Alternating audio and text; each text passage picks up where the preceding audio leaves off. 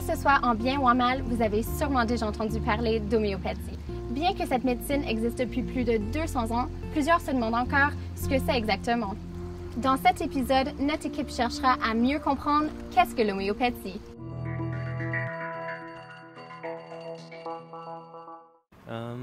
Est-ce que c'est comme être un peu plus en santé, comme à travers le jus ou quelque chose du genre?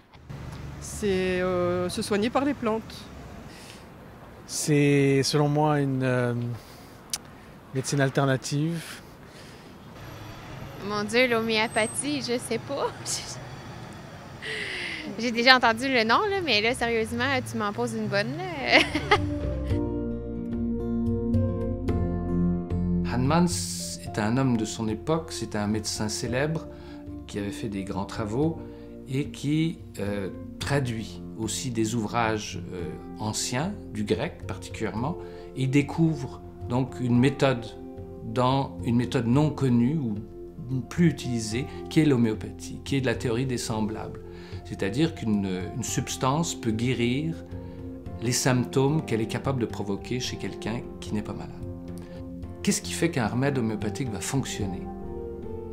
Alors, on a vu que la similitude est importante. Similitude entre les symptômes de la maladie, symptômes au sens large, c'est-à-dire aussi bien psychiques que physiques que physiologiques, et les symptômes que peut produire le remède. Donc ça, c'est le principe fondateur de l'homéopathie, c'est la similitude.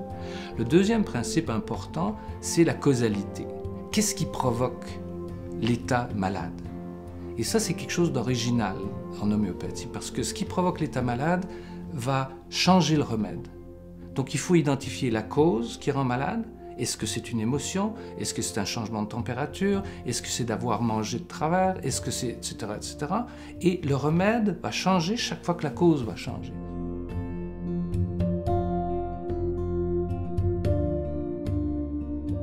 Donc le principe de causalité est fondamental. Troisième principe, c'est l'individualisation. Chaque cas est différent. Chaque personne est différente, chaque sensibilité est différente, et particulièrement dans les maladies chroniques, l'individualisation est particulièrement importante parce qu'il faut comprendre la sensibilité de l'être qui est devant nous, qui est désaccordé, qui est malade, et pas juste les symptômes. La sensibilité fait partie des symptômes. Dernier point, j'allais dire fondamental, c'est la manière dont le remède est produit, c'est-à-dire que c'est un remède infinitésimal. Ce ne sont pas des quantités toxiques, ce sont des quantités extrêmement faibles.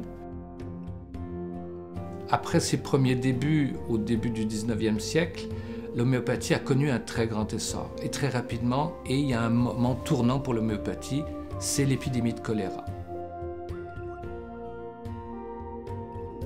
Et ça a été comme une traînée de poudre en Europe. Ça a changé le deal de l'homéopathie, parce que tout d'un coup, à grande échelle, des maladies incurables et qui dévastaient une population entière, tout d'un coup pouvaient être prévenues et guéries. Je pense que c'est important de se rendre compte que c'était un homme qui était complètement dévoué à ce qu'il faisait, qui était un homme très pragmatique, très rigoureux dans sa pensée, et ce qui fait que son œuvre est considérable.